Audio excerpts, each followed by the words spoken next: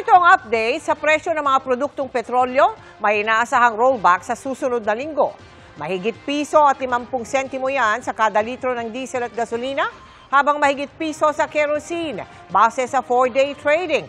Sabi ni Oil Industry Management Bureau Director Rino Abad sa panayam sa kanya sa Balitanghali, posibleng bumaba pa ang presyo ng petrolyo hanggang matapos ang taon dahil sa inaasahang oversupply hanggang unang bahagi ng 2024. Maliban na lang daw kung matuloy ang planong pagbabawas ng produksyon ng mga bansang miyembro ng OPEC+.